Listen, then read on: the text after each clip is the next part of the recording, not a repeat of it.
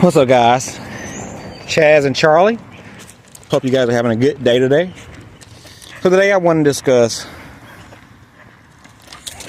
the fear of quitting weed, or the idea of it being scary quitting weed. So we live in such a fear-based society. You know, we do a lot of things, or we don't do things based on fear. They use fear to make us buy things, to make us believe things. Fear can sometimes make us not do something, vice versa. We live in such a fear-based society, and it dictates a lot of times what we actually do and what we don't do. And if you're trying to quit weed, and you have been for a while, I can assure you, I'm pretty sure, you have some fear in actually quitting weed. It can be scary, the idea of not living a life where, okay, Charlie, not living a life where you have weed. You'll say, you know, you've been smoking for umpteen amount of years. You're used to smoking in the morning. You're used to smoking to eat. You're used to smoking to hang out. You're used to smoking to relax or calm your nerves. So the idea of not having that ritual in your life is sometimes scary. You know, you get some thrill out of, even if you do roll joints or blunts, the idea of rolling is so ingrained in your everyday behavior. You know, they say, you know, we live in this dopamine, that's such a big word on YouTube and with men, and we're chasing for this dopamine. I thought it was interesting that, you know, dopamine is released, not so much released while doing the thing, but released in the anticipation of doing it. So you don't get the dopamine released by smoking, you get it by actually rolling up your blunt or your joint. But it could be scary to not even do that. So we'll a lot of times prolong our journey or not even quit because we're just so consumed with the fear of not having that said thing in our life. And with weed, a lot of potheads will sometimes say, you know, oh, I don't have any fear. I just smoke weed because I love weed. You know, again, people say that weed is not addictive, and usually people either use excuse is, I smoke weed because I have a medical condition and that's better than pills, or I don't have a problem, I just smoke weed because I love to get high. And a lot of times we don't want to quit weed because we're just scared to not live a life without weed. You've been smoking for 10-15 years. In a lot of cases, the effects of weed have kind of worn off. You really have to just continuously get a higher dose, get a higher strand. I'm waiting on Charlie to poop. You have to continuously get a higher strand to even achieve the same or similar effect. So the idea of just smoking for a long period of time is really not beneficial for you, for us. You know, we use the excuse that weed is a medication, but can we all agree that we should not go 3, 4, 5, 10 years and I guess because I'm not in the grass, he don't want to poop, but I can tell he obviously wants to poop. Okay, we're back. Okay, we'll use the excuse that, well, not the excuse, we'll say that it's medication, but can we agree that medicine is not designed, or it's not best if we use it for a long period of time? Your body just gets immune to it, but it doesn't actually solve whatever problem we were using the medication for. The medication just, in most cases, temporarily cures the symptoms, but it doesn't solve the actual problem. So the whole argument on, you know, weed is medicine, yes, but we shouldn't be using medicine for 10, 15, 20 years. But we don't like to admit that it's scary, daunting to like live a life where we're like not smoking weed all day, every day. when I was thinking about quitting, I would think about what I would do in my free time, my dead time where I was used to smoking. What would I do? How would I enjoy work? How would I enjoy people? How would I talk to people? A lot of times, weed is a social lubricant just to help you deal with silly, stupid, dumb people. And it's scary, the idea of having to face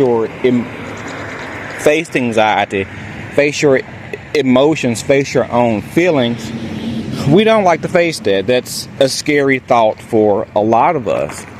So it's not, in some cases, it's not even the idea of being afraid to quit weed. It's being afraid to face life with a clear and a sober mind.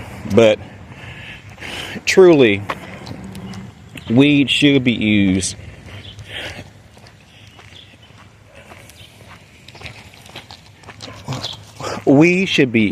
as a substance for us to help us know how to deal with life when we're not high. Okay, if I do smoke to, let's say, deal with people, that just gives me the mindset, the attitude on how I would talk to people, how would I express myself when I'm not actually high. So I can use that experience, use that feeling when I'm high, and use that when I'm in my sober mind. Let's not depend on weed, but use weed as an avenue for growth. But when we continuously abuse weed and use it all day, every day, and just make it such an ingrained part of our life, it really defeats our purpose of what it's meant to do. It's meant to help us find a cure, find a solution. A lot of times we'll say, I smoke weed because it helps me think. I felt that way. But, weed could just make you think and think all day, every day, but never take any action on doing what you're thinking about. You just have these deep thoughts in your mind or with people, but you don't actually, not everybody, but most people don't actually put these ideas into motion. And it's also a problem in life when you're scared to be sober. The less I started to smoke, when I would, let's say, take a tolerance break and not smoke for a few days or a week, and I'll go back to it, I would get so high and be so zooted. And I would think, how was life when I was smoking several blunts in a day's time? I really wasn't able to think. But I think coming off weed allowed me to have that clear mind, even on myself and my mindset when I was using and when I was not using. But don't let fear be a thing that causes you to not embrace a new side of life. And chances are, if we are afraid of something, it's probably a good chance that we should do it. Not saying if it's, if you're afraid to jump off the Empire State Building, don't do it. But, if you feel like you should elevate to another stage of life or turn a page to a new chapter, and you have fear doing it, that fear is a good sign that you should be doing that said thing. So if you're watching this channel, watching this video, you probably have had thoughts of quitting, or you have quit, and you're scared. It's a scary thought to not have weed in your life every day, all day. But the good news is, you'd be amazed what your mind on what you can do and how you can change yourself in such a short period of time. The good thing about weed, as they say, it's not addictive because it's not physically dependent. You are correct. It is not physically dependent. Therefore, it's much easier to wean yourself off weed. It only takes about 30 days. Now, not saying after 30 days you won't have an urge, you won't have a feeling, you won't have a thought to want to use again. But usually within 30 days, your mind has kind of reworked itself where you know you don't have to smoke weed. You don't need weed to get by from day to day. So guys, this is coming experience from a weed head who smoked weed for 20 years. That for years I was afraid, like I said, the thought of not having weed, I'm like, that's scary. But it does get better. Just put yourself out there, jump in, and you will be surprised what you can do, what your mind can do in such a short period of time. So guys, let me know, are you scared of quitting weed? Are you not scared? You say, or maybe you are scared, but you love fear. Some people love to take on the challenge because of fear, but a lot of us, that can cause us to kind of, pussyfoot ourselves and not actually make any changes.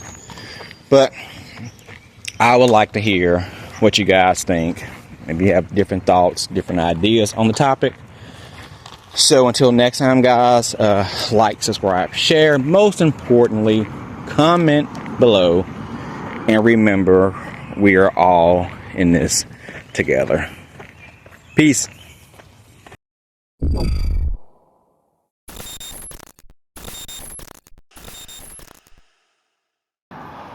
What's up, guys? This is Chaz and Charlie, and today I would like to discuss, is smoking weed more addicted than edibles, or more addictive than edibles?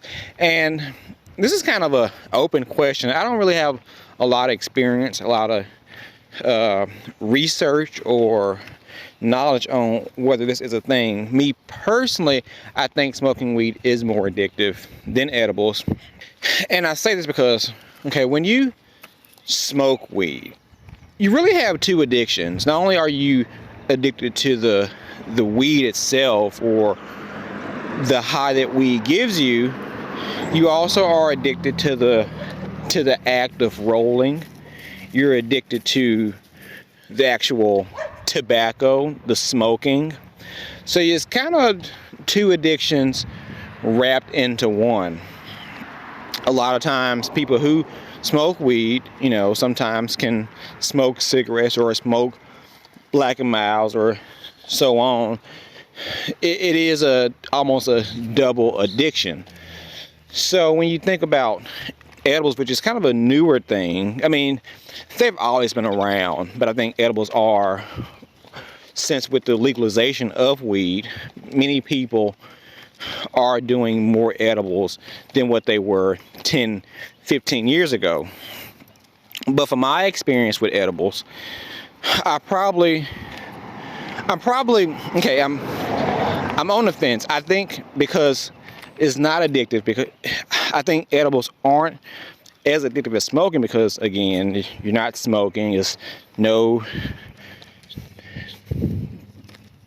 tobacco. But also, smoking weed is more immediate. When you smoke a blunt, smoke a joint, you typically feel the high within 5 or 10 minutes of you actually smoking. Versus when you take an edible, depending on your dosage, it can take sometimes up to 30 minutes to an hour and a half. My first experience with edibles was in my teen years. I was kind of a skeptic of edibles, saying they didn't work. Maybe because the person that made them didn't use the best weed. That had to be a thing, because I didn't really feel, I wasn't crazy about them the first time. I'm like, I really just smoke. But in my adult years, when I had some edibles, they were quite potent. They were quite, I would say, one, it took me a lot longer to get high. So again, it may take an hour to actually kick in. But when it did kick in, I got way more higher than what I was when I was just smoking a blunt or smoking a joint. So I don't think they're as addictive because, one, again, they take too long for it to kick in. If you're trying to smoke before you go to work or smoke before you do something, I mean, I'm sure if maybe eventually you can learn the timing and know I have to take this an hour ahead of time. Usually if you want to get high, you want to get high in the next 15 minutes, not get high an hour and a half from now. So edibles are more of a delayed gratification versus smoking is almost immediate. So I think it's hard to get addicted to something that takes so long for it to kick in. I'm gonna say even more so than like pills. You know, pills take longer. Most pills, you know, can within about 30 minutes you start to feel it. Like I said, most edibles I've taken take at least 45 minutes. It have been some to where I'm like, this is not anything, and I'll like take another piece thinking that it didn't work, and here we go an hour later, I'm like, oh my god, I am high out of my mind. But it takes so long for it to actually kick in,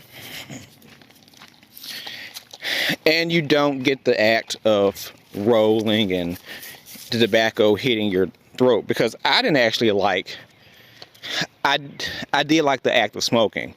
I remember when I tried to quit at first or cut back, I tried to vape weed versus smoking it. I didn't like vaping because it didn't give me that hit at the back of my throat, and that hit is also caused by the tobacco, the cigar. So I realized that I like to smoke weed. If I had to just vape weed, I probably wouldn't smoke weed or not smoke a whole lot of weed. If it was just edibles, I probably wouldn't either, because they take so long for it to kick in, and when they do kick in, it's pretty potent. Like I said, unless you just take probably a small amount, you realize what dose you can take on, what dose gets you to a certain level.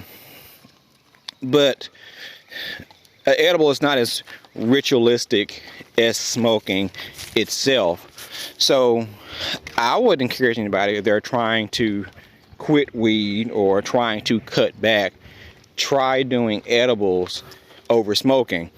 And you could argue that maybe it won't work because you get higher, because like I said, I did get much higher when I did edibles than what I was when I was smoking. But if I had to just depend on edibles over smoking, I probably wouldn't be eating an edible every day, because I mean, or maybe you will. Maybe some people feel like I'll just eat a little piece every morning at 7 o'clock, and by the time it's 8:30, I'm at work, it'll been kicked in. But I also would say that's the most healthiest form of ingesting weed. A lot of times people who are addicted to weed are mostly addicted to actually smoking weed. So, and of course, anything that's burning smoke going in your system is probably not the healthiest. So if we're going to argue that, you know, weed is medicine, is a herb, it's not bad for you, edible form is probably the best route to go versus smoking itself. I think smoking was a gateway drug to me smoking cigarettes and Black and Milds. I started out smoking Black and Milds, and then I smoked cigarettes. I smoked cigarettes for about 5 or 6 years. And I'm gonna say that I started smoking Black and Milds and cigarettes because I couldn't smoke weed. This was like almost like a appetizer before I got the good stuff. And it got to a point where not only would I smoke at work and stuff when I couldn't smoke weed, it became a ritual to smoke a cigarette or smoke a Black and Mild after I have smoked weed. I almost feel like it would boost my high or boost the high I got from the weed. So some people say that that weed is a gateway drug to other drugs. I'm gonna say smoking weed could be a gateway drug to smoking tobacco, because I will say weed was the reason I started smoking cigarettes. But I did quit cigarettes before I did weed. I quit cigarettes about 3 years, 2 to 3 years prior to me. I'm gonna say about 3 years prior to me quitting weed. But I think it was easier for me to quit I think it was easier quitting cigarettes because I still depended on getting that tobacco rush from smoking blunts. I didn't even really like smoking joints. My mother's always been a joint person. It was kind of an old school thing. I liked blunts because I liked the hit it gave me at the back of my throat. But again, I did feel like I had a slight tobacco addiction as well, interwoven with the addiction to weed. So if you are trying to quit weed, or you are addicted to weed, maybe you want to try edibles. Maybe trying that will be your gateway to being off of weed. And again, even if we don't quit, if we take an edible, ingest it internally, it's going to be a healthier option than smoking, than burning fumes, burning tobacco, whether it's a joint or it's a blunt, going into your lungs. So, again, this was kind of also a open-ended questions. I would love to hear from people who have experience with doing both at the same rate. Do they find that they use just as much weed in edibles, or did it help them kind of wean themselves off, or did they not use as much weed when they did edibles? I don't know. Let me know. But until next time, guys, like, subscribe, share. Most importantly, comment below. And remember, we are all in this together. Peace.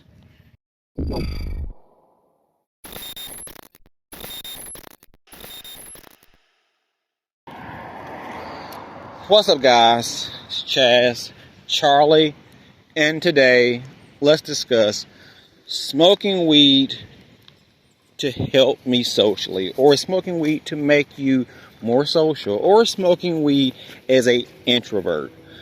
Okay, the terms extrovert and introvert are very big in today's culture. People either say I'm an extrovert or I'm introvert, or a little bit of both. Some people actually say they're introverts when they're actually extroverts, yada yada yada. So what kind of person are you? So let's talk specifically to introverts, those who are more to themselves, prefer to be alone, not extremely sociable. Now, I do think introverts can actually have two categories. You can be an introvert that actually wants to be an extrovert, but either doesn't have good social skills, maybe gets very anxious in social situations. Maybe you don't know how to talk to people, talk to girls, talk to friends, whatever the case. So you want to be this outgoing person, but your personality just prevents you from doing so. Or you can be a person, like myself, who has no problem with being an introvert. I do not desire to be around a lot of people. I do not desire to be the life of the party. I do not desire to talk to people. I can be at work for 8 hours and not say a word to anybody and be just fine. I'm not dying to run my mouth. So, I mean, as far as an extrovert, I guess you can say there are some people who maybe want to be an introvert and an extrovert, which I don't think makes sense, or people who just naturally enjoy being the life of the party. So, back to this idea of being an introvert. So, I think people who tend to abuse weed or smoke weed for a lot, we may tend to say weed makes us more social. I myself, when I was smoking, did agree with this concept. I did notice when I did smoke weed, I was perhaps more sociable, more talkable, more agreeable with people that I perhaps was not if I was sober. Even people that's like my family, my mother, my parents, if I was high, I could tolerate their conversations more. If I'm at work and I'm high, I'll notice I would be more jovial, more prone to laugh and joke and talk. So, and also just the idea of weed just making everything seem better, seem okay. You are more prone to deal with people, deal with situations that perhaps may make you anxious or give you anxiety. They can be more easier to deal with if you are high or smoking weed. Now, should that be a reason that you continue to smoke weed for the rest of your life? I think not, because ultimately if you are introvert or extrovert, or whatever you are, that is your personality. And weed is making you deviate from your natural essence of yourself. So it's not really you when you're high. I mean, it's you, but it's a more amplified version of yourself. But I think the problem with that is when we tend to get used to that or get dependent on using weed to help us out in social situations, it's hard to actually deal in these same situations when we're not high. Because if you smoke for a long period of time and then you don't smoke and go somewhere, you may find it hard to actually socialize with people, find it hard to talk to people, find it hard to be kind or nice to people. And we should never get to a point where we allow weed to dictate our personality, control how we feel, what we do. Now, weed can be an avenue to help us understand ourselves and may help us to guide ourselves even when we're not high.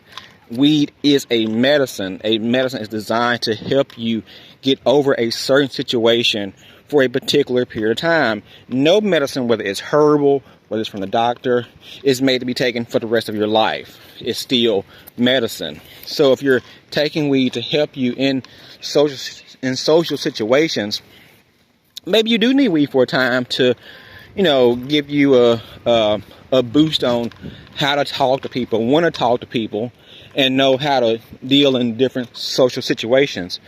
Now, when you're off weed, you can still take those same principles that you were when you were high and apply them to your natural bare self. Because what if you don't have weed? What if you're not able to get weed? What if you're, fresh out that day, so you're just not going to deal with people, you're not going to be friendly, you're not going to be sociable? I don't think that's a good thing. When, like I said, weed has kind of snuck itself into determining how we treat people, how we deal with people. It has become too much of a dependence in our life. There's nothing wrong with smoking weed every now and then to celebrate. There's nothing smoking weed to get over a particular illness or to help you through a particular situation.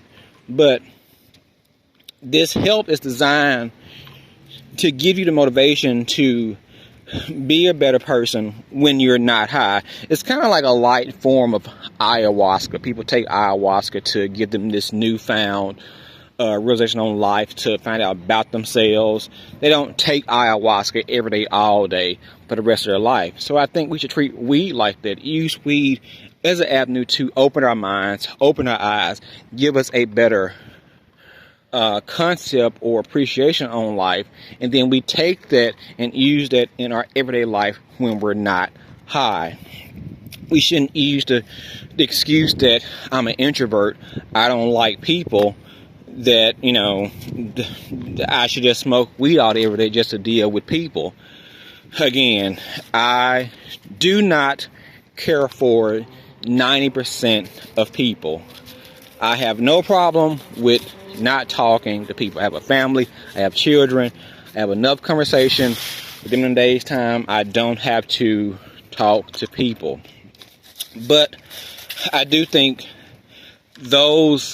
when we are meant to have these organic bonds, these organic connections, organic relationships, it's better to experience them in our clearest mind, not under the influence. Because it's like you around somebody when you're high and you're kind of sedated, you're kind of, you're not in your clears of mind. Maybe somebody may say that clears your mind. It doesn't clear your mind. It kind of fogs your mind. It hazes your mind, gives you a kind of tint, a rose glass tint on life. Now, if you meet people, create these bonds when you're not high, I think it actually may give you a better chance for it being a more sincere, a long-lasting relationship. Again, you may say that I have trouble talking to people. I get anxious. I get nervous. Okay, we can learn how to deal with these things without smoking weed. If you take an improv class, look at videos about how to communicate, read books on communication. Again, weed doesn't solve the problem. It just temporarily makes the problem easier to deal with. But once you quit smoking, if you haven't taken those same concepts while you were high and just going to depend on weed to just get you through the next situation, you haven't learned anything from getting high. But if you do read books on communication, go to seminars, take an improv class, do these things that put yourself outside your comfort zone, outside your box, that will propel you in social situations. Again, weed doesn't solve your problems. It just helps you temporarily deal with your problems. Or maybe you're just an introvert and you just deal with it. Accept yourself for who you are. Again, there are some introverts that, maybe want to be an extrovert. If you want to be that thing, then, like I said, take some classes. Do an improv class. Read books on communication. Put yourself out there more. Go on more dates. How we get past these things is we continually put ourselves in hard situations. They get much easier.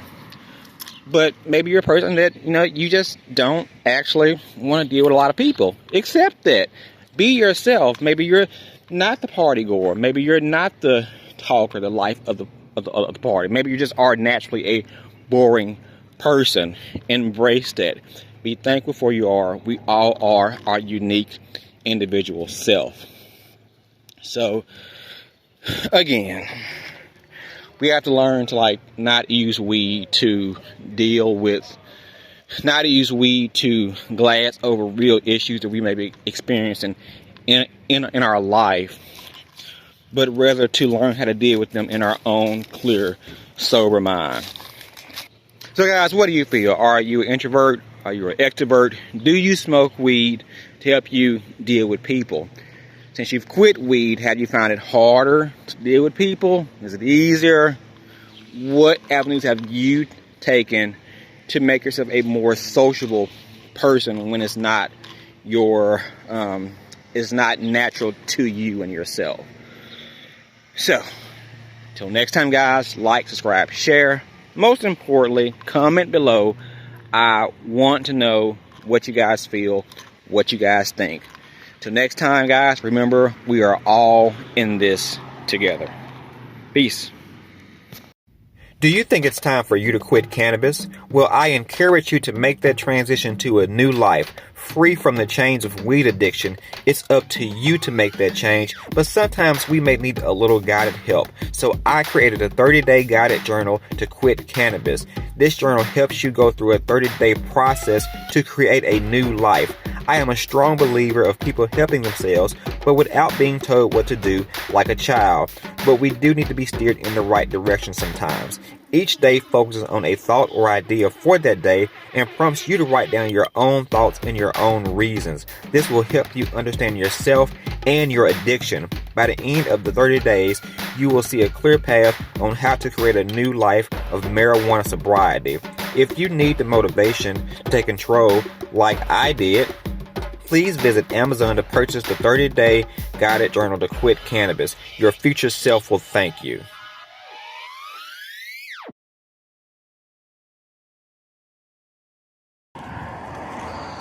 What's up, guys? It's Chaz, Charlie, and today let's discuss smoking weed to help me socially, or smoking weed to make you more social, or smoking weed as a introvert.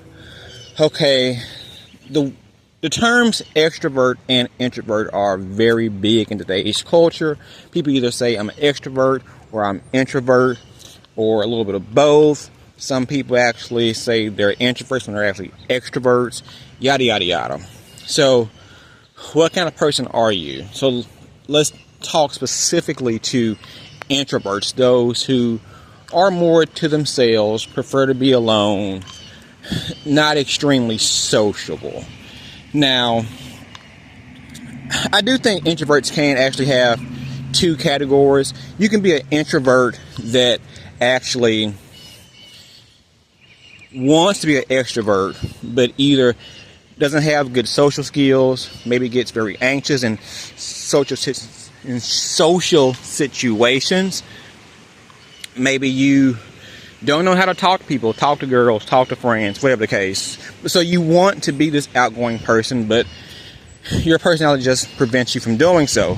Or you can be a person like myself who has no problem with being an introvert. I do not desire to be around a lot of people. I do not desire to be the life of the party. I do not desire to talk to people. I can be at work for 8 hours and not say a word to anybody and be just fine. I'm not dying to run my mouth.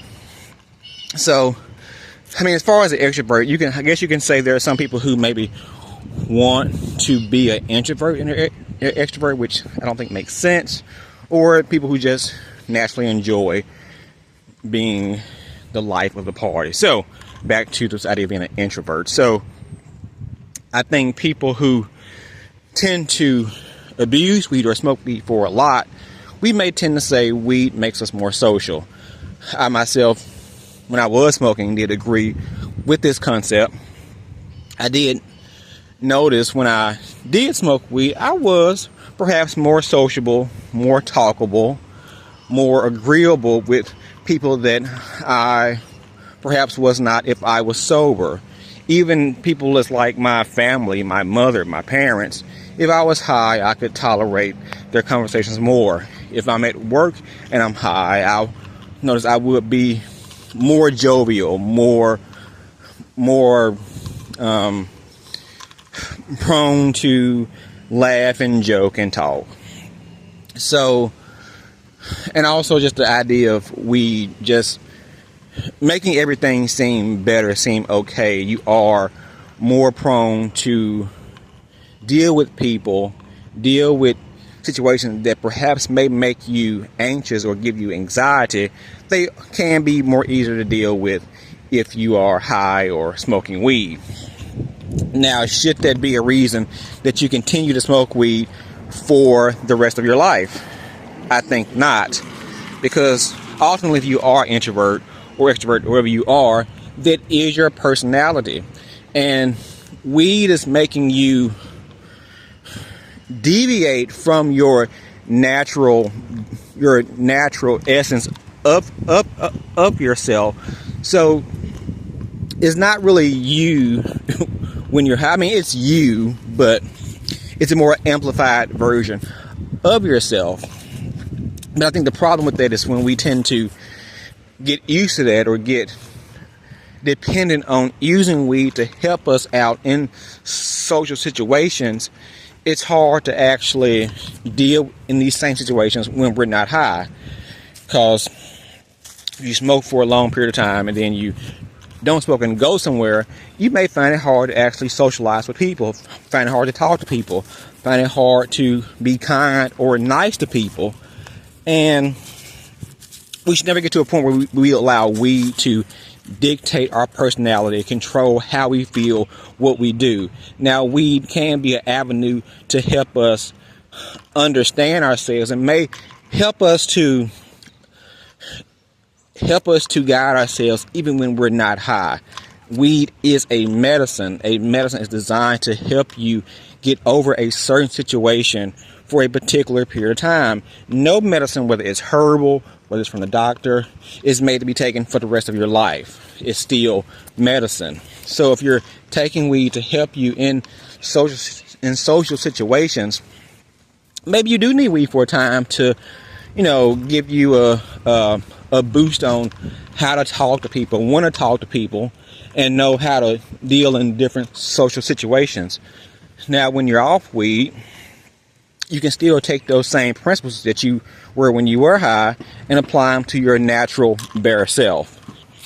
Because what if you don't have weed? What if you're not able to get weed? What if you're, fresh out that day, so you're just not going to deal with people? You're not going to be friendly. You're not going to be sociable. I don't think that's a good thing. When, like I said, weed has kind of snuck itself into determining how we treat people, how we deal with people. It has become too much of a dependence in our life. There's nothing wrong with smoking weed every now and then to celebrate. There's nothing smoking weed to get over a particular illness or to help you through a particular situation. But this help is designed to give you the motivation to be a better person when you're not high. It's kind of like a light form of ayahuasca. People take ayahuasca to give them this newfound realization on life, to find out about themselves. They don't take ayahuasca every day, all day, for the rest of their life. So I think we should treat weed like that. Use weed as an avenue to open our minds, open our eyes, give us a better concept or appreciation on life, and then we take that and use that in our everyday life when we're not high. We shouldn't use the excuse that I'm an introvert, I don't like people, that I should just smoke weed all day every day just to deal with people. Again, I do not care for 90% of people. I have no problem with not talking to people. I have a family, I have children, I have enough conversation with them in a day's time. I don't have to talk to people. But I do think when we are meant to have these organic bonds, these organic connections, organic relationships, it's better to experience them in our clearest mind, not under the influence. Because it's like you around somebody when you're high and you're kind of sedated, you're kind of, you're not in your clears of mind. Maybe somebody may say that clears your mind. It doesn't clear your mind. It kind of fogs your mind. It hazes your mind, gives you a kind of tint, a rose glass tint on life. Now, if you meet people, create these bonds when you're not high, I think it actually may give you a better chance for it being a more sincere, a long-lasting relationship. Again, you may say that I have trouble talking to people. I get anxious. I get nervous. Okay, we can learn how to deal with these things without smoking weed. If you take an improv class, look at videos about how to communicate, read books on communication. Again, weed doesn't solve the problem. It just temporarily makes the problem easier to deal with. But once you quit smoking, if you haven't taken those same concepts while you were high and just going to depend on weed to just get you through the next situation, you haven't learned anything from getting high. But if you do read books on communication, go to seminars, take an improv class, do these things that put yourself outside your comfort zone, outside your box, that will propel you in social situations. Again, weed doesn't solve your problems. It just helps you temporarily deal with your problems. Or maybe you're just an introvert and you just deal with it. Accept yourself for who you are. Again, there are some introverts that, maybe want to be an extrovert. If you want to be that thing, then, like I said, take some classes. do an improv class, read books on communication, put yourself out there more, go on more dates. How we get past these things is we continually put ourselves in hard situations, they get much easier. But maybe you're a person that, you just don't actually want to deal with a lot of people. Accept that. Be yourself. Maybe you're not the party goer. Maybe you're not the talker, the life of the party. Maybe you just are naturally a boring person. Embrace that. Be thankful for you are. We all are our unique individual self. So, again, we have to learn to not use weed to glass over real issues that we may be experiencing in our life, but rather to learn how to deal with them in our own clear, sober mind. So guys, what do you feel? Are you an introvert? Are you an extrovert? Do you smoke weed to help you deal with people? Since you've quit weed, have you found it harder to deal with people? Is it easier? What avenues have you taken to make yourself a more sociable person when it's not it's not natural to you and yourself? So, till next time, guys, like, subscribe, share. Most importantly, comment below. I want to know what you guys feel, what you guys think. Till next time, guys, remember, we are all in this together. Peace. Do you think it's time for you to quit cannabis? Well, I encourage you to make that transition to a new life, free from the chains of weed addiction. It's up to you to make that change, but sometimes we may need a little guided help. So I created a 30-day guided journal to quit cannabis. This journal helps you go through a 30-day process to create a new life. I am a strong believer of people helping themselves, but without being told what to do like a child. But we do need to be steered in the right direction sometimes. Each day focuses on a thought or idea for that day and prompts you to write down your own thoughts and your own reasons. This will help you understand yourself and your addiction. By the end of the 30 days, you will see a clear path on how to create a new life of marijuana sobriety. If you need the motivation to take control like I did, please visit Amazon to purchase the 30-day guided journal to quit cannabis. Your future self will thank you.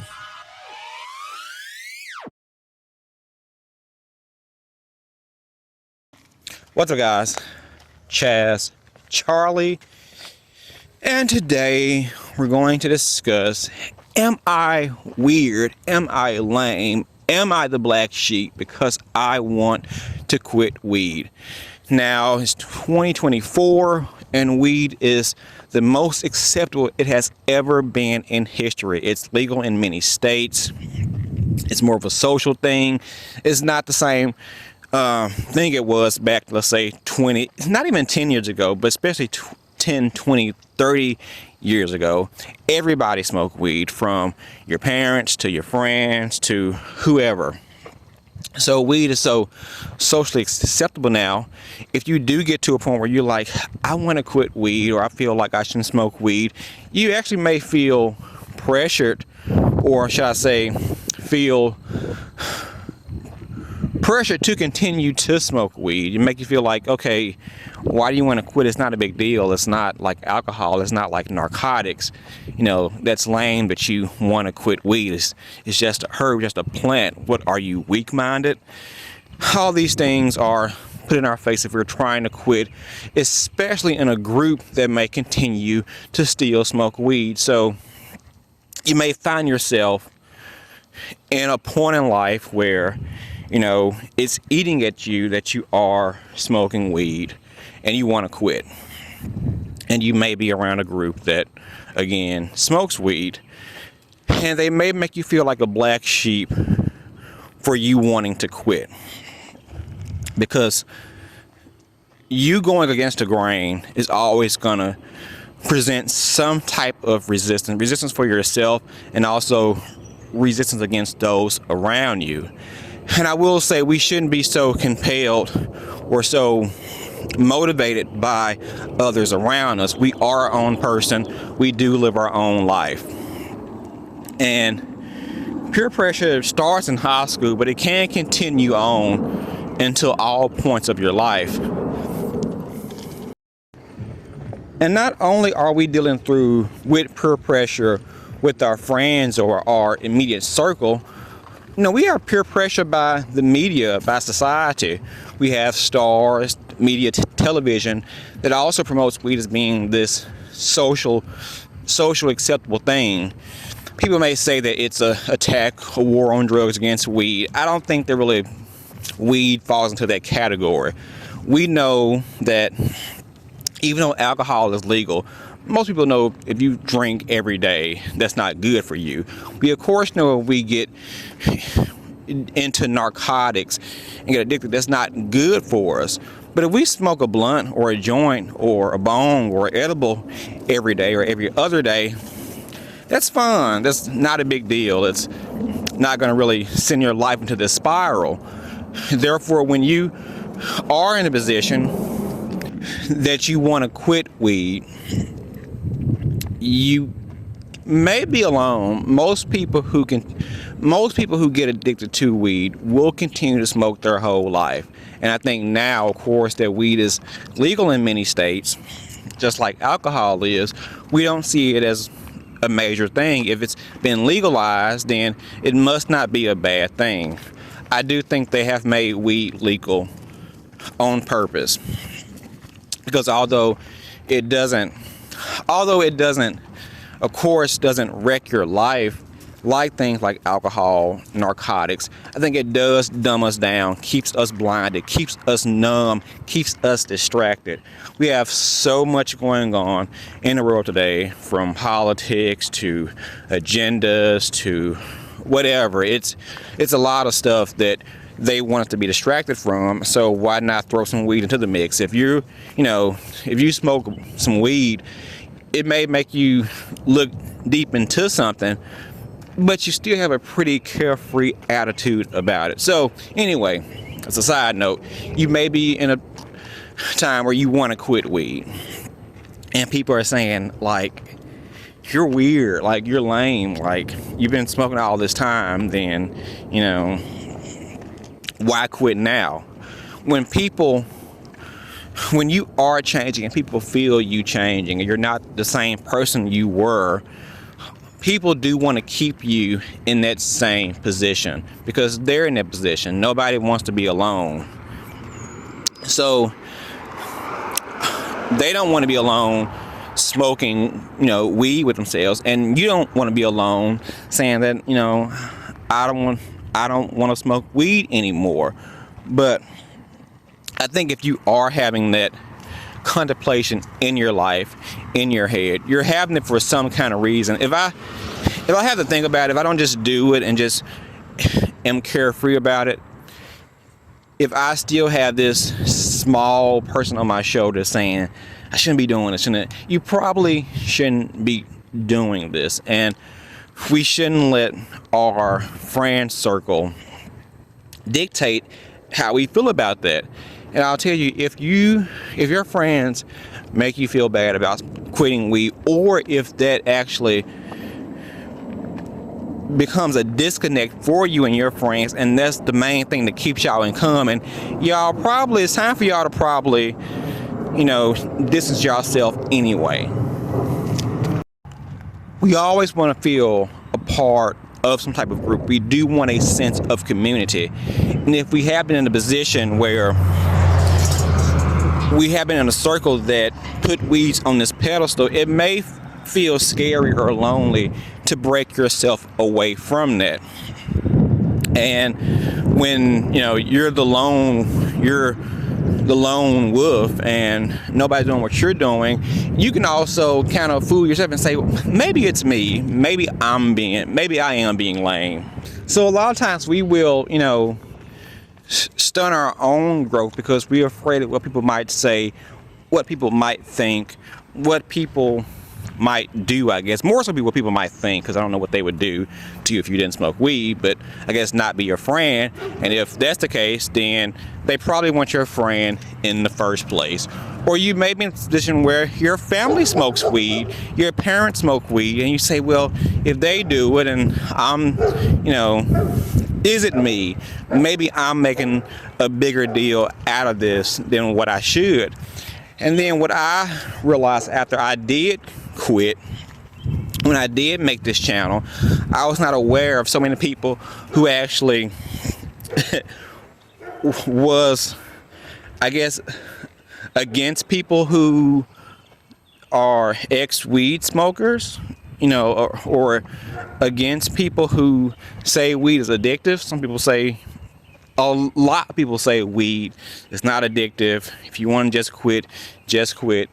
People who struggle with weed addiction are just weak people. I'm using bunny ears, weak people. But I really think that's not fair to people who smoke weed or who's battling with weed addiction, because we can fall addicted to anything.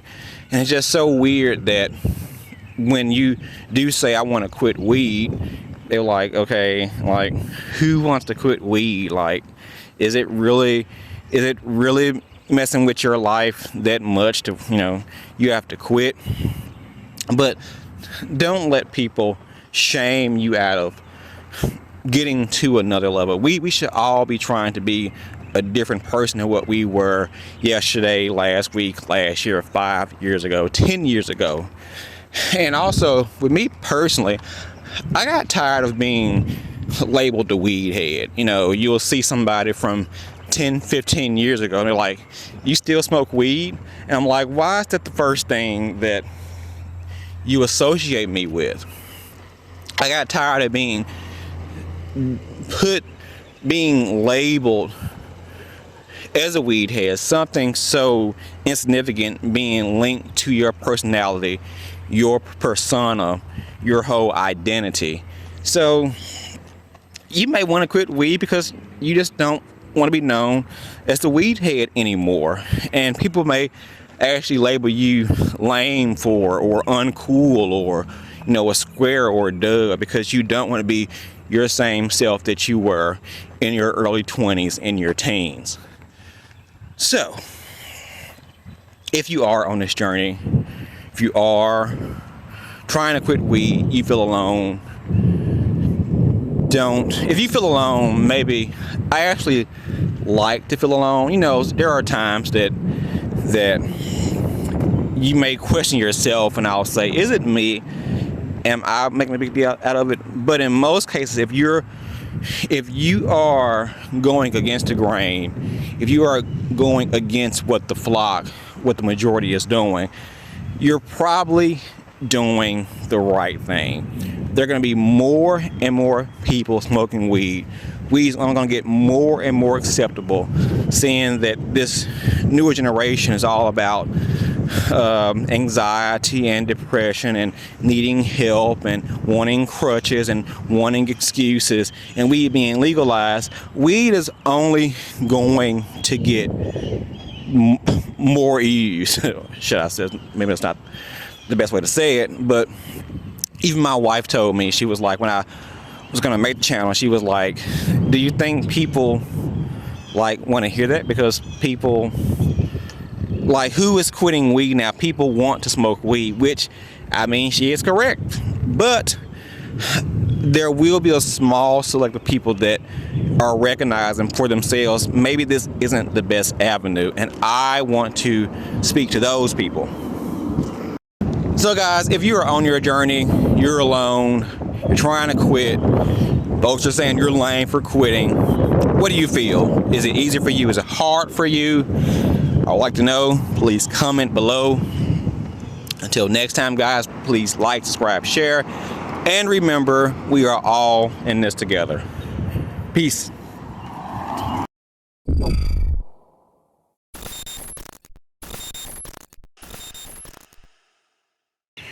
What's up, guys? It's Chaz, Charlie. So today the topic of discussion is hiding weed from your spouse, or smoking weed in relation to your spouse. Because we know, weed doesn't all, like narcotics and alcohol, weed doesn't necessarily affect relationships as deep as those substances, but we can't deny that in some circumstances it can drive a wedge between you and your spouse or you and your partner. Sometimes we hide these things. Maybe your spouse think that weed is not productive. You should use your time better. You should grow up. Maybe he or she doesn't like how you act while you're high. Maybe you feel like you need to get high in order to deal with you guys' problems, deal with your emotions, handle your issues. Whatever the case, a lot of times we can present issues in relationships. So I'm going to be discussing it from the angle. Of course, I was the one that was using weed in the relationship. And of course, it was an issue. Weed itself was I'm not going to say weed itself was an issue in my marriage. I think my honesty and dishonesty. Hold on, guys. The honesty and dishonesty part was the issue in my relationship. So, a brief background. When me and my wife first met, I was, of course, smoking weed. My wife, she occasionally smoked weed. She did not smoke weed like me. Of course, at that time, I was smoking weed on a daily basis. And she was a social smoker. So, I'm going to say the first 6 to 7 years of our relationship, weed was involved. Not saying that was a thing that tied us together, like my friends or whatnot, but I smoked. I cared for weed dearly. Oh my God. Okay, guys, let's hope Charlie is through and we can get through this. Okay, so my wife knew I cared for weed dearly. She never really made it an issue, of course, if she wouldn't smoke the amount that I smoke, but if I was in the front room smoking or on the porch smoking, she would join in. So weed didn't present an issue in our relationship in the beginning. When we had our second son, she was pregnant at the time, of course, but she made the decision, of course she made the decision to not smoke during her pregnancy, but she chose not to pick up weed after she gave birth. So at that point, weed pretty much became my thing. Well, it was always my thing, but she didn't smoke anymore. So my wife never actually gave me an ultimatum of that I had to quit, or, you quit, I've stopped, you quit, it's not good for you. She never laid these rules down for me. But the more that I continued to smoke and she did not smoke, I started to hide it more and more. I started feeling guilty about smoking. She never told me that it was bad or I shouldn't do it or I can do it. But for whatever reason, obviously my own conscience was eating at me that maybe I should stop. So I started hiding it from her. At that point, since I was hiding it from her, she thought I had quit, or thought I would smoke very sparingly without me fully saying, I don't smoke anymore. She wouldn't see me doing it. I started just sneaking and smoking. So occasionally, like most potheads who are in a relationship, we get caught high, you know. Although I could, of course, smoke a lot of times and not get caught. There were occasions where I may get a little bit too high and either I'm acting silly or acting goofy or my eyes are red. And instead of me, and she said, have you been smoking? And instead of me just saying, yeah, I've been smoking, I would say no. I'm like, no, I'm not smoking, or I haven't smoked. So, of course, now it's deeper than just me smoking. Now I'm lying. I don't know why I'm lying. A lot of times we lie for no reason. It's best to just tell the truth. But whatever the case, I would lie. And she was, no, I'm lying because we've been together at this point, going on 10 years. She knows if I'm high or not. So I would lie. So of course that would cause spats and arguments that was very unnecessary. So then I would go through bouts where I would try to wing myself off. I would try to quit, or not really quit, but not smoke for a period of time and then start back. So, but doing this process, I would still occasionally get caught. And then I would just go through this repetitive cycle. I'm sorry, guys, this airplane and this dog. Sorry. I would go through this repetitive cycle of getting caught, lying, get in trouble for lying, and now we're arguing for a day or two about weed. So it got to a point where I got tired of hiding my addiction from her. Which, like I said, why was I doing it in the first place? It has been something in me knowing that it was time for me to advance in life, for me to feel that way. But whatever the case, I kept making excuses not to quit, but I came to the decision, I'm tired of getting caught. I'm tired of going through this rigmarole. I'm going to quit. And actually, my last time I did smoke, it was with her. I told her that, this is my last time really smoking. I'm going to smoke with you. You're going to be my witness. So next time I smoke again, it'll be with you. I'm sorry again, guys, for this airplane above me.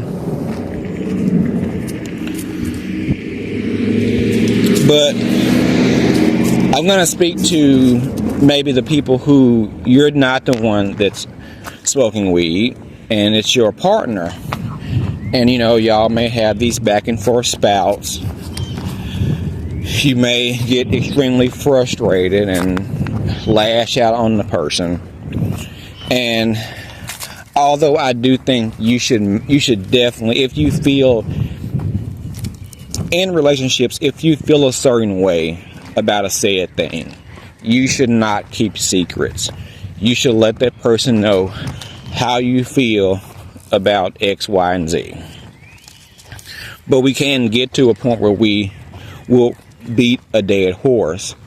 When somebody wants to quit a said thing, they have to make their mind up that it's time for them to quit. Again, not saying you shouldn't say it one time. You can say it 2, 3, 4 times. Not saying you just keep your mouth shut. But a lot of times you can't beat a dead horse. And what I will say, surprisingly, I feel like these airplanes are distracting. I'm terribly sorry. So what was surprising to me is, okay, my wife, she doesn't hold her tongue. She does not keep her words to herself. She's going to let me know how she feels, what she feels, yada, yada, yada. So when I'm lying and making her mad, she's not going to let things go. She's going to, like I said, let me know how she feels. But the last time that I got caught in particular, actually, I didn't get caught smoking. My weed man dropped my package off in my car. Actually, that would be, I could go through all the all the feelings that all the different scenarios on how I would get caught. Sometimes I would get caught for being high. Sometimes I would get caught for leaving a lighter out or her saying something. Sometimes I get caught for her seeing my weed man drop my package off in my car. So there were various scenarios where I would get caught. But the last time I got caught in particular, she caught my weed man dropping my package off. And it was actually her calmest reaction yet. She reacted so calm. Now, this is going the same time that I'm battling with myself. I need to quit. Should I quit? I want to quit. I can't quit. I got to stop. But this was her mildest reaction ever. She just calmly let me know how she feels. And she was like, I thought you got that monkey off your back. And I was actually shocked at how calm she reacted compared to all the last times. And I'm not going to say that alone inspired me to really quit. Of course, it had to take me to change. But her calm reaction had the most effect that it had ever had in the course of us going through our multiple spats over the years about me still smoking weed. So what I would say to the person who's on the other end, maybe you can relate because maybe you did smoke weed at one point too. Maybe you can't relate because you don't have an issue with that substance. But I would tell you to try to be patient with that person. I mean, like I said, don't not let your opinion be known. Don't not let yourself be heard. But be very patient with that person and try to handle them with care. Again, a person's not going to quit unless they want to quit. But we'll be surprised how big a reaction we can get out of being calm. I mean, especially women, they feel like, well, my wife always feels like I don't act right unless she acts a fool, which I disagree, but whatever. But her calm reaction, I would say, is almost like this gentle parenting thing. Maybe not gentle parenting. I feel like some of that is baloney. But as mad as my kids make me, it's best to not just holler at them or scream at them, but when they do something that upsets you, talk to them calmly, stop, be patient.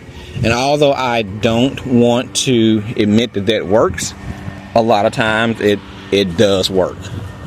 So it would be good to take that same approach when we are dealing with somebody who's dealing with a said addiction. So, guys, I just wanted to make this brief. I'm not going to go into depth and beat the dead horse. But how do you feel? Are you the person that is going through addiction? Are you the person that's with somebody that's going through the addiction? How do you feel? What do you think? Is your story different? So until next time, guys, please like, subscribe, share. Most importantly, comment below. And remember, we are all in this together. Bye.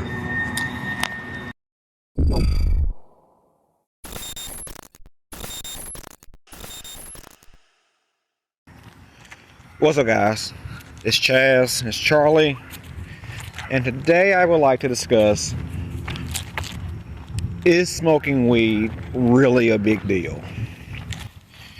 Weed is surprisingly a controversial topic. Some people say, is weed really an addiction? Is weed really bad? Should we do it? Should we not do it?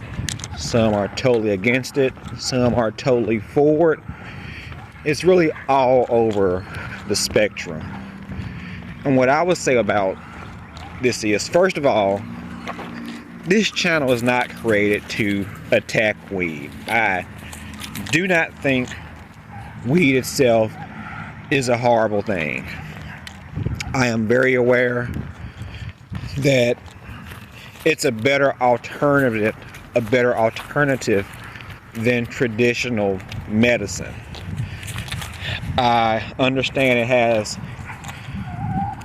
health benefits for people who have autoimmune issues, have cancer, various diseases, various illnesses. I do think weed is a good thing when it's used in the proper context. I'm not going to look at anybody who smokes anytime and say, oh, you're a bad person, or say that you should never smoke weed ever. Like, if you smoke weed, this channel wasn't made for people who just, if you smoked weed ever, it's a bad thing. I'm not demonizing weed. I am Chaz and Charlie doing this, so I'm demonizing him. Okay, so I'm not attacking anybody who decides to smoke weed. I would go as far as to say, if you choose to smoke recreationally occasionally, it's not a big deal. If you smoke every now and then for special occasions, every other month, it's not a big deal. I do think when we fall into the cycle of addiction, and we know, or maybe we don't, because like I said, weed is such a iffy topic. Some people are addicted and not aware that they're addicted. But if we fall into a cycle of addiction, that's probably when it's not best for you. And that doesn't go for just weed. It goes for weed, whether it's alcohol, whether it's drugs, whether it's energy drinks, whether it's porn, gambling, shrooms, whatever you choose to do. So I don't think weed itself is a bad thing. I don't think if you choose to pick up a joint, hit a bowl, have an edible occasionally is a bad thing. I mean, if you smoke weed all the time and you don't care, like, I don't care. Like, I've never, although this channel is geared towards people who are addicted to weed, if I pass somebody smoking some weed, I'm not gonna stop them and be like, oh, you shouldn't be doing that, put the joint down. Like, I don't, if you're fine with what you're doing, more power to you. I don't, like, it's personal choice.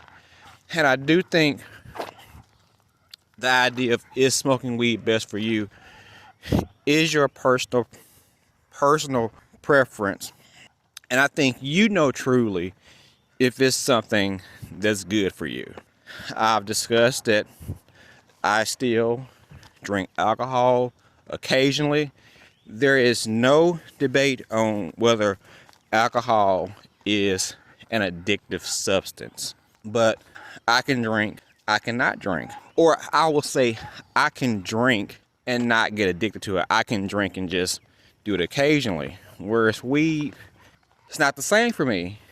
If I smoke weed and smoke it on a more than, I would say, in the past, if I smoke it more than on a monthly basis, I'm probably going to get back addicted to it. Just me personally, I had an issue with weed. So I think it's a personal question to yourself on if weed is really good for you. Is it a big deal for you? Is it beneficial for you? I had actually just a side tangent. A guy that messaged me about, I guess he is a Rastafarian, and he said my channel should not be an attack on weed and the Rastafarian community, which I'm like, I never mentioned anything about Rastafarians since I do not know about the Rastafarian culture in depth. And he went on to say on how weed is not a bad thing and its health benefits and people use it for spiritual purposes. I get that. Like, if you're fine, if you smoke weed and you don't feel like you have an addiction issue, if you are ill, if you even are ill and you're smoking weed as an alternative to taking a prescription, more power to you. I would probably suggest you do that. I've heard so many stories where children have had various illnesses with cancer and autism, and weed has worked wonders, or CBD has worked wonders in their life. And if I was in that position to help my child, I would give my child all the weed in the world for the betterment of their health. But am I going to sit here and act like myself or anybody just smoking weed all day, every day, and have an issue? Like, geez, Charlie. Anyway, Charlie's going to drive me back to smoking weed with his need to shit every 5 seconds. But anyway, I'm not going to act like me smoking weed all day, every day, and have an issue with quitting is not a problem. I think that's where weed has become a problem for you, where it may have become a big deal for you. So again, I don't think weed itself is a bad thing. I don't think alcohol itself is a bad thing. There are some things that I think are bad, like you would say something like porn addiction. It's a debate on whether, porn is healthy and sexual expression is healthy, and some people may watch porn with their wives or their spouses or whatnot. Like, I don't think any time where we're seeing people engage in unrealistic sex in the nude is good. So I mean, there are some things that in itself is not good. Gambling, you're gambling your money away. How's that good? But something like weed, that, of course, I see a dog and I don't feel like no mess. Something like weed that does definitely have health benefits to it itself is not a bad thing. I do think people have a habit of abusing things, of falling into addictions. We as humans, we make things bad. We take something that's good. We take something that has good intent, and we either overuse it or insert our own context over it and use it for the wrong reasons. We are in a height of this anxiety epidemic where everybody has anxiety, everybody is depressed. So we are using vices more than ever to cope with these things. In turn, it's making us a weaker society, a weaker person. So I think if you smoke weed because you have a autoimmune issue, cancer issue, something going on within your body, not a big deal. When we start using things for like anxiety or depression, I think that's kind of iffy, and that's kind of a slippery slope, because we're gonna always have anxiety. We always have bouts of sadness, which we confuse with depression. It's not actually depression itself. So we look for these reasons to continue to use substances in an addictive habit. And something like weed, to where it's so debatable. Is it good? Is it not good? It actually ended up being, I wouldn't say the more dangerous addictions, but it can be one of the most easiest addictions to get addicted to and not even know that you're addicted. People say all day, weed is not addictive. You can quit anytime you want to. When there's a lot of people that cannot quit weed, and they'll say, well, I can quit weed, but I don't want to. And because I don't want to, that makes a difference. No, it does not. A lot of times people stay in their addictions, whether it's, like I said, alcohol, whether it's other drugs, whether it's gambling. In the beginning, you do it because you want to. You don't stop because you like it, you want to do it. And even with me personally, I did get to a point where, I wanted to do it, but I knew it wasn't beneficial for me, but it was still hard for me to stop. And I think you are a lucky person if you can come to an immediate resolution that, okay, weed is not good for me. After I've been smoking for like 10 years, it's not good for me. I'm going to stop today and never look back. Consider yourself one of the lucky ones.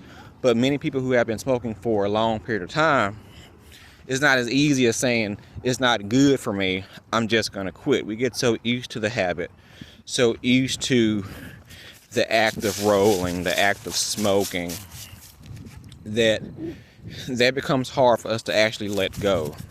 So I think when we get tied to a substance, feeling like we need it every day, all day, that's when it has become a big deal to us. So again, weed itself is not bad. It's not a big deal. You're sick, smoke you some weed, eat an edible. If you want to have fun, it's a Saturday night, you're socializing with your friends, have you an edible. Have a bowl, smoke a joint. I'm not the weed police. I'm not the weed Nazi. But I warn you, if we get into a habit of using weed on a daily, weekly, monthly, yearly basis and continue that, is going to most likely lead to more. You're going to experience, I'm looking for the word, you're going to experience more side effects than benefits. Now, not saying you won't still get some benefits, but if you smoke weed long enough, you will develop some sort of side effects that comes with anything that you do for a long period of time. Leave with anything, if you're watching this video, if you made it this far, weed is not bad, but weed is not bad, but maybe your addictive qualities are bad. And where do we draw the line to curb those off and not fall prey to them? So guys, on your journey, do you think that, if you're on your journey, you probably, you think it's a big deal, you smoking weed all day. But maybe you don't. Maybe you're watching this and you like, Chaz, shut up. Weed is great. It's not addictive. It's not a big deal. Just smoke it. Live life. I don't know. Maybe you feel that way. So, in the meantime, guys, like, subscribe, share. Most importantly, comment below. And please remember, we are all in this together. Bye. Do you think it's time for you to quit cannabis? Well, I encourage you to make that transition to a new life, free from the chains of weed addiction. It's up to you to make that change, but sometimes we may need a little guided help. So I created a 30-day guided journal to quit cannabis. This journal helps you go through a 30-day process to create a new life. I am a strong believer of people helping themselves, but without being told what to do like a child. But we do need to be steered in the right direction sometimes. Each day focuses on a thought or idea for that day and prompts you to write down your own thoughts and your own reasons. This will help you understand yourself and your addiction. By the end of the 30 days, you will see a clear path on how to create a new life of marijuana sobriety. If you need the motivation to take control like I did, please visit Amazon to purchase the 30-day guided journal to quit cannabis. Your future self will thank you.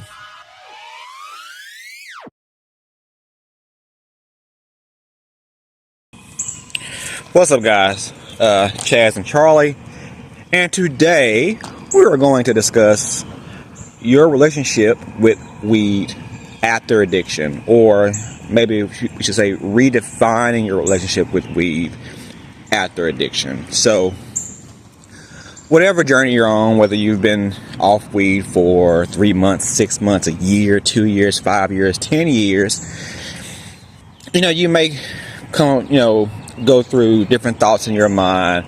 Should I smoke weed again? Can you actually smoke weed after addiction? Just like, alcoholics, can you drink after being an alcoholic? And from what I have heard, most alcoholic groups would probably say it's not safe to have a drink or even really do anything that has addictive qualities, including things like weed or cigarettes, or maybe not cigarette, but or maybe so, or of course harder drugs. But what about weed? Because weed is, like they say, not like alcohol, not like hard drugs. Is it really a big deal? Can you go from smoking weed every single day, all day, to being off and then integrating weed back in your life? Or are you just so opposed to smoking weed? And I kind of went through this, and still occasionally, go back and forth in my mind through what's right, what's wrong. My initial plan was, I've never said that, I'm going to quit weed. I'm never smoking a blunt a day in my life. Even now in my journey, it's been well over a year, almost 2 years I haven't smoked. I'm still not going to say that, I'll never smoke again ever in my life. But is it possible to integrate weed back in your life after addiction? I said that, maybe if it was like my birthday or celebration, I could, smoke for that day. And when time came for, it was my birthday actually, I didn't have a desire to smoke. So I said, if I, don't have a strong desire to smoke, why am I doing this? And then I recently came across was listening to a podcast, Modern Wisdom, Chris Williamson, and, they were talking about addiction and talking about how you can be sober, be off a substance and still be controlled by it. A lot of times when you're in things like AA, your life is consumed with not drinking alcohol. You'll say, I'm 365 days sober, or I'm 2 years sober, or 5 years sober, or 10 years sober. You're constantly keeping count. Your sobriety is such on a close watch.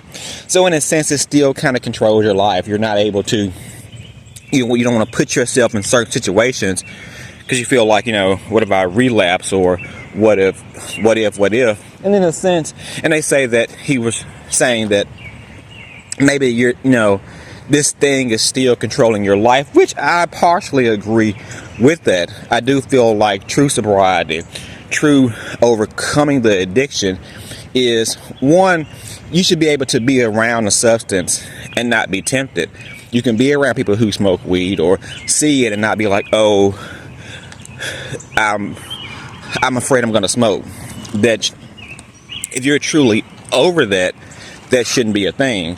Now, people might say, I've heard that with this channel, people say the most nerve-wracking thing is, to talk about not smoking weed all day. And I think because I made this channel, people think I consume my life with not smoking weed just like a alcoholic or ex-alcoholic. But that's not the case. I talk about it a lot because I want to make this channel to help those who were in my position. But in my regular life, I don't talk about weed all day, every day.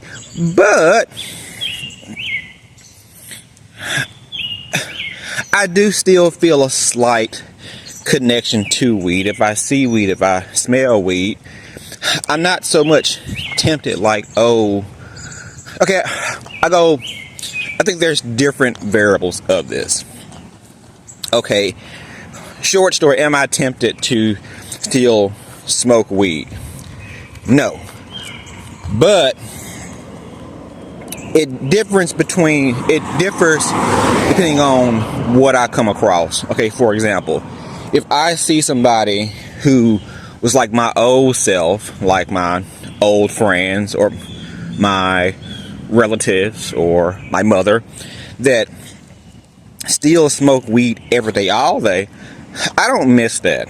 I don't miss needing weed to wake up, waiting for my wife to leave to smoke, looking for every opportunity to smoke, having to smoke on my lunch break, worrying about who smells me, Do I look high?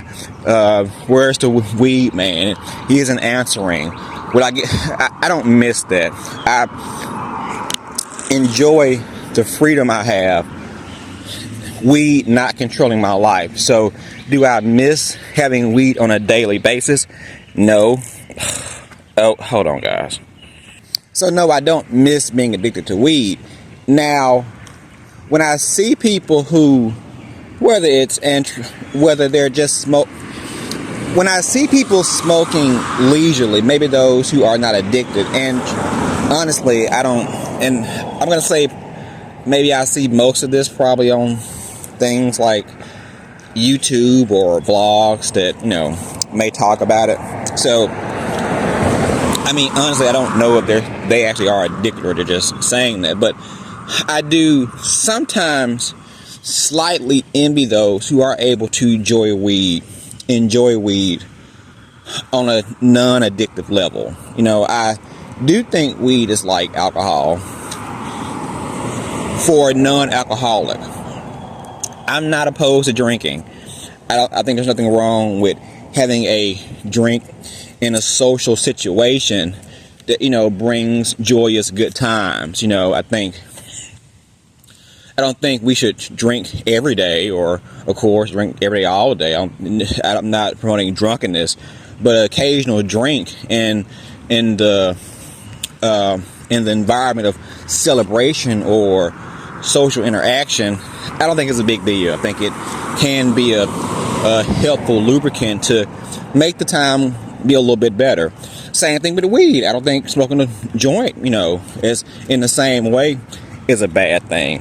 And I do regret that I ruined my relationship with weed, because I still would prefer weed over alcohol. But for me personally, it's not the case that I can't enjoy weed. Okay, so I don't have a fear of being addicted to weed anymore, but I still would have to keep it at a certain level. Like, I think if you smoked every month or once a month, it's not a big deal. Even every 2 weeks with your friends, not a big deal. For me personally, I know I could not smoke every month. That would be too frequent for me to not do it. Start on every other week and every week. I could slowly fall back into my cycle. Now, I think I could do, once, twice, 3 times a year, and it not be a big deal. At this point in my journey, I haven't, went down that route, but I think I can handle it on a yearly, twice a year, 3 times a year basis. And I wish that I hadn't indulged in weed at such a young age to where I couldn't do that with weed. Or, like I said, smoke weed like how I would have a drink, once a month. So I envy those slightly who chose not to smoke until they were over the age of 25. I always say you probably should wait until you smoke weed, until your brain is well developed and you are over the age of 25. Not saying you don't still risk chance of slightly being addicted, but versus you starting when you're 16 like I did, have a higher chance of being addicted starting at such a young age. But if you start with 25, I think you have a better chance of enjoying it for what it is. So, I go through this battle. I don't go through this battle, but I did briefly, I don't have any desire right now to smoke a blunt. And I do feel like, even with this channel, if I wasn't doing this channel, maybe I would have had a smoke session for my birthday. But I also feel like me doing this channel, I don't want to be a hypocrite. And really, I don't think it's a hypocrite, because like I said, I don't think there's nothing wrong with smoking a weed occasionally. This is channel designed for people to help those who are addicted to weed. So that's a personal thing I go back and forth with. Like, okay, if I smoke a blunt, is the channel a sham? But hearing that thing on Chris Williamson, I thought we already did this, but whatever. Should I smoke a blunt and not be addicted to it to prove to myself that weed doesn't control my life? Not smoke in the fear of being addicted, but smoke as like, okay, now let me prove to myself that I can integrate weed in my life back in small doses and not be addicted. Do I owe that to my sobriety? So this is what I'm currently going through in my head. Or am I looking for an excuse to smoke? I don't think so. Like I said, I have no desire to allow weed to control my life. But I do wonder, should I smoke to prove to myself I'm not addicted to it, to truly lift myself from the burden of being an ex-pothead? So here's my current thoughts in my head about weed and addiction. Now, I do encourage that you go at least a full year before you contemplate this. I do think you should prove to yourself you can go a year without weed to truly get out your system. Now, you can retrain your brain in 30 days. So if you don't smoke for 30 days, you can rewire your system to not need weed. But I think if you go a full year, you definitely have proven that you are out the realm of relapsing or out the realm of becoming addicted to weed. So I would stick to a year of sobriety before I contemplate trying to integrate I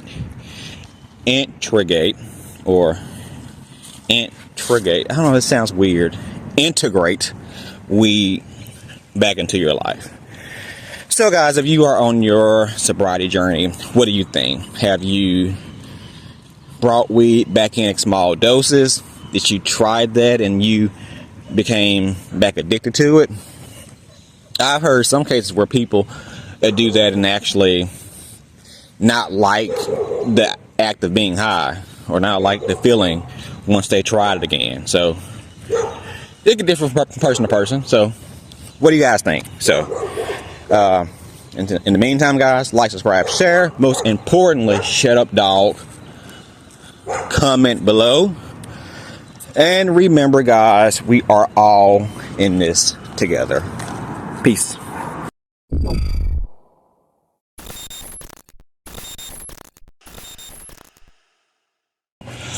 What's up, guys? Chaz and Charlie. And today I want to discuss, if you smoke alone, you probably have an addiction. A weed addiction, that is. This is kind of interesting concept that I heard listening to another discussion about addictions and, whether it's a good addiction, whether substances are a good thing or a bad thing. Many of them can be used as social lubricants. When you look at things like, I'm going to say weed and alcohol, if you use them as something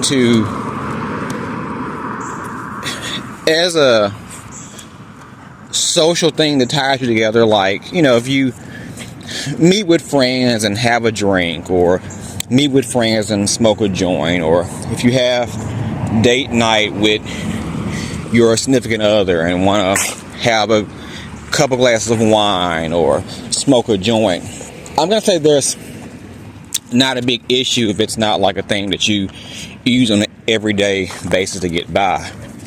But, things become an addiction when we tend to need them on an everyday basis, and when we use them alone, use them in private, use them to ourselves. Now, me personally, like I said, I have said in the past that I still drink alcohol. I don't drink every day. I drink on date nights when me and my wife want to let loose, have a good time, get something to eat, drink some wine, have some mixed drinks. we tend to have a little lubrication. I would not drink by myself. I find no pleasure in, being at the house alone drinking.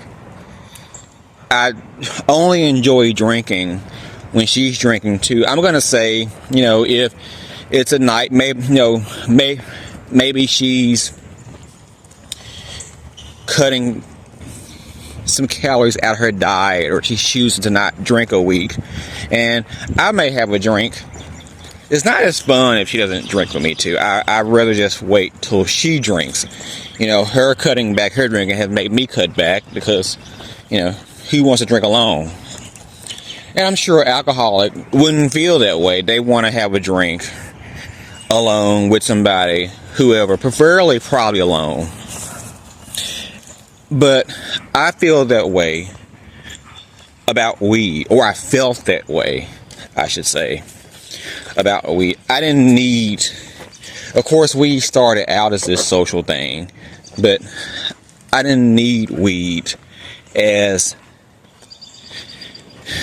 I didn't need people to smoke weed. The longer I smoke, I actually prefer to smoke by myself. I really prefer to smoke most things by myself. Like when I was smoking cigarettes, the worst thing was for me personally, is to go on my break and it'd be ruined by somebody talking to me on smoking my cigarette. I'd rather enjoy it to myself. Specifically with weed, is the longer I smoked, I enjoyed smoking weed alone by myself.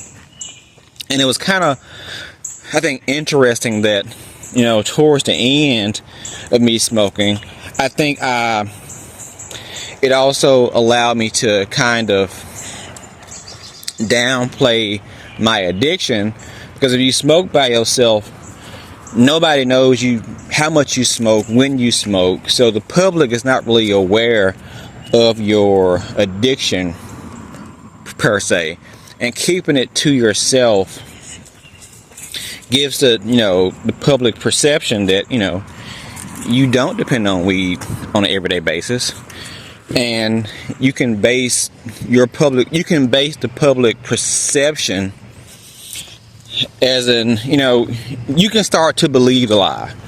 You tell a lie for long enough, you start to believe it. Not saying I was lying about smoking, but if people didn't know, they didn't know I had a weed addiction, and the longer I kept that facade up, I'll be like, I don't have addiction. I can go from day to day and be around people and be at work and be in different locations, and they don't know I smoke weed. So do I really have a problem? So yeah, I allowed that to make me believe I actually didn't have a problem with smoking weed. Also, I noticed when I was trying to quit or smoking less, one day mom, who still smokes weed, had asked me, she was like, "You don't smoke weed, do you? So you don't smoke anymore?" Because I, would smoke far less. That kind of made me feel good that, she thought I didn't smoke weed anymore. I'm like, I still do smoke occasionally. Or smoke. I still do smoke. Actually, I still smoke every day, but I can smoke one blunt or half a blunt throughout the course of a day's time, and not smoke 3, 4, 5. But I allowed her perception of me to make me feel better about me still having an addiction. Although I wasn't smoking 4 blunts every day, I still needed weed to get by day to day. Whether it was 1 blunt or 5, I was still smoking every day. And I preferred to not smoke with people. I remember my wife went on vacation, and my best friend, who I still bought weed from, I was like, should I call him and he come over, we smoke like old times? I didn't want to do that. Part of the reason, although I still smoke weed, I feel like my friend, he's still quite immature. But beside the fact, I felt like holding weed to myself, making it my personal thing. I didn't feel judgment. It made me feel like it still didn't define me. It was kept to myself. And I think when you keep things to yourself, you can really fool yourself into thinking that I don't actually have an issue. But when you get to a point to where you don't use weed or alcohol or things like that as a social tool, but more so your own personal enjoyment, it probably has become an addiction. And I think there should be a good measurement on whether something has control or too much influence in your life. Because some people will say, weed is not addictive, I can quit anytime. And I'll say the same thing about alcohol. I don't have an issue with alcohol, but I know people do. Of course, obviously, people are alcoholics. There are people that are potheads, and although alcohol can definitely cause more health issues, more personal issues than weed, to deny that weed is not addictive and it can't still cause some type of issue in your life, that's silly. It can. Anything that you can be addicted to can have some type of side effect, some type of negative effect if you use it for a long period of time. But again, when we keep these things to ourselves, they become personal to us. At that point, you're most likely addicted. And I think it's like us, the idea of telling a lie for a long time. And you can say, well, I'm not lying. I'm not, people are not saying, do you smoke weed? I'm saying no. So you're not lying. But if I'm still hiding what I do. And if people don't know what I'm doing, I feel like I really don't have an issue. So that was just a quick point today on, the idea of if you do something by yourself, it's a great chance you are addicted to it. So what do you guys feel? You be like, no, that's not a thing. I can smoke weed by myself and I'm not addicted. Or do you agree? I feel like, you probably are addicted if you smoke to yourself. But maybe it's just me. So until next time, guys, like, subscribe, share. Most importantly, comment below. Let me know what you feel, what you think. And until next time, guys, we are all in this together. Peace. What's up, guys? This is Chaz and Charlie. And today I want to discuss the concern with treating weed as a medicine, or the danger of regarding weed as simply medication. Okay, so first disclaimer, I am not a healthcare professional. All this is purely based on my observance, my personal experience. So you have health question, please seek a healthcare professional. That is not myself. But there's a big issue with weed just simply being regarded as a medication. And I'm going to give a second disclaimer of I'm aware that weed has healing properties for autoimmune diseases like cancer, sickle cell, so on. I'm aware that there are many people who struggle with PTSD, coming back from war, and need weed to just get a night's worth of sleep. I am aware there are sick children that are going back and forth to the hospital on various drugs that's not helping them, and they have found the most help out of weed or CBD. I'm aware of those cases, and I'm not against that at all. If you have to seek out medication and you're using weed and it is a safer alternative than most pharmaceuticals, that's great. That is the purpose that weed should be used for. But many times when I put these videos out, people throw up the thing that, it's medicine, I needed to sleep. Some people have PSD, it's medication. When most people who use weed are not sick. They say stats were like, don't quote me, but they said like at least 49.8 up to 50% of the American population have smoked weed at least once. So that's a lot of people. And I'm not going to say all those people are sick or have cancer or have PTSD. Most people who use weed use it recreationally. But yet most who abuse weed, because also, guys, I'm not like, oh, don't smoke weed ever, or if you smoke weed one time every now and then, that's bad for you. No, I'm talking about people like myself who was addicted to weed. I needed weed every day, all day, in order to just get by a normal day, where that's kind of a problem.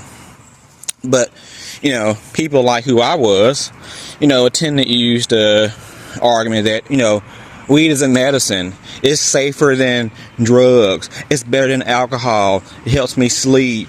Helps me with depression. Helps me with anxiety. It's a natural herb. It's a plant. Yada, yada, yada. I understand that. I get that. But, okay, it's a medication. Can we agree that it's not good to be on the same medication for, let's say, 10, 15, 20 years? All medication, whether it's natural, whether it's from the pharmacy, should always be used temporarily.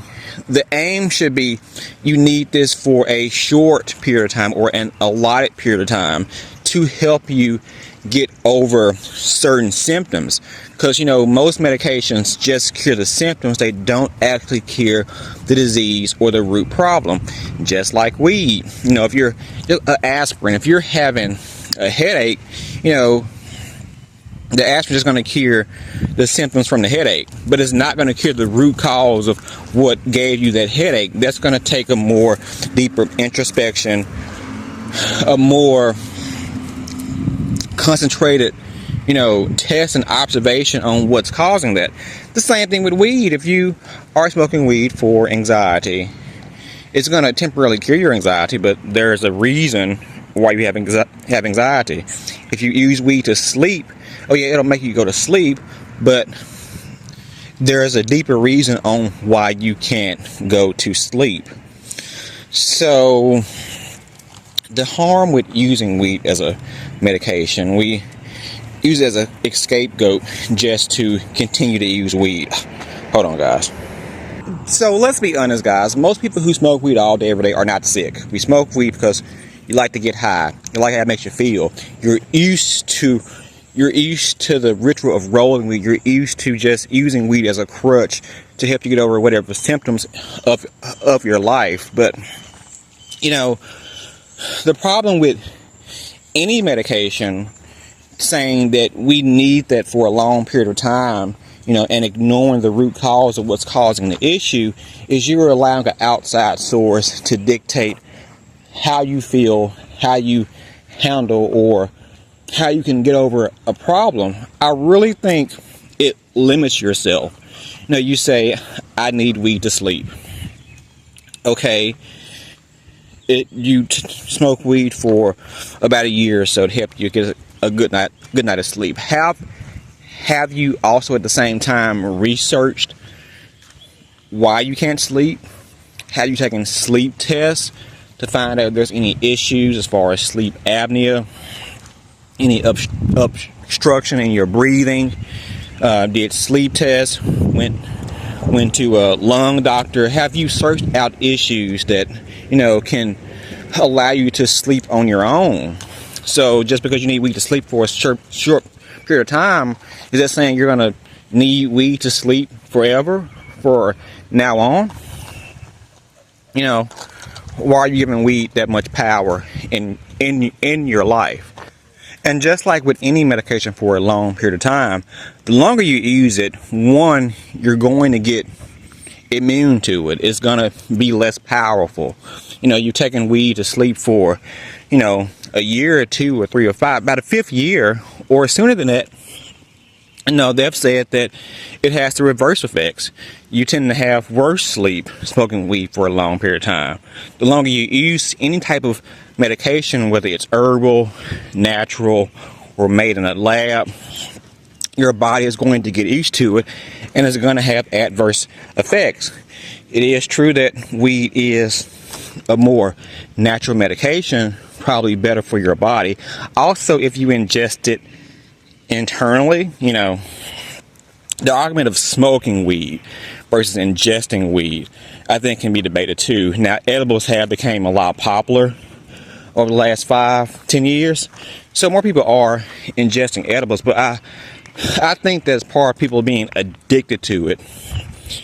There are usually people who are smokers who like the idea of smoking, which you can argue you might have a tobacco addiction to. Unless you smoke joints, I guess that's not tobacco, but anything that you're burning is going to be less healthy than you're taking in a pill form or in a tincture or in an edible. But anything you take for a prolonged period of time, again, whether it's natural made in the lab, you're going to have some side effects from it. It's no argument that, you smoke weed for 10 years, you're not going to develop any issues from smoking it for a long period of time. Now, it may not be the same issues you develop taking a prescription drug, but we can't deny that there is some issues we'll get from using weed for a long period of time. And you can say, well, no, I'll get those issues, but it's better than what I would get if I was taking pills. And okay, I get that, but shouldn't we I think as people, as a person, we should always be aiming for a better version of ourselves. And, using excuse, well, I could be doing worse, or it's not as bad, but, yeah, but why is that still acceptable to us? Weed is better than alcohol. Yeah, but there are still some negative effects of weed too. So just because it's better than the other thing don't mean that we can't, try to eliminate the lesser evil out of our life as well, or not be so dependent on it. And then with using weed as a medication, most of us are not going to a doctor to get weed. Maybe I wouldn't trust a doctor if they were giving out the weed, because they may, do something to it. But, different strands do different things. Different doses has different effects on us. And most of us don't really know what strand to take for what. Don't know what dose is best for what said thing. We're just buying a bag of weed from our weed man or from the dispensary and just kind of freewheeling it on our own. We're just, smoking or ingesting what feels good to us. We're not going to a professional who's dedicated to, know the science of marijuana, because doctors, of course, we know they don't have many long studies on marijuana, so they don't even know really what's best for people. And there aren't many weed doctors out there, depending on probably what area that you live in, and with a number of states growing more and more states becoming legal, maybe they are popping up more, these herbal doctors, but it's still relatively a new thing. So we don't even really have medical proof on, what strand is beneficial for us, how much we should take. So the idea of we're still, using weed as a using the excuse that it's medicine, okay, if we get addicted to it, it still can present some type of issue some type of side effect in our life. And again, I'm not against certain illnesses. For example, I've always to say this, I've looked at a documentary and there was a child who was sick. I really forgot what illness the child had. It could have been cancer. No, I know one little girl had a tumor on her brain, which that's some horrible shit. I could not imagine any of my children having a tumor on their brain. And her mom, of course, they had several treatments and chemo and this and that, and things are not working. She finally gave her child some CBD, and the child started to get better. I'm not going to argue with that. If I was in that position, I would give my child all the CBD, all the weed in the world, if that meant them living a better life, a healthier life. I'm not arguing that at all.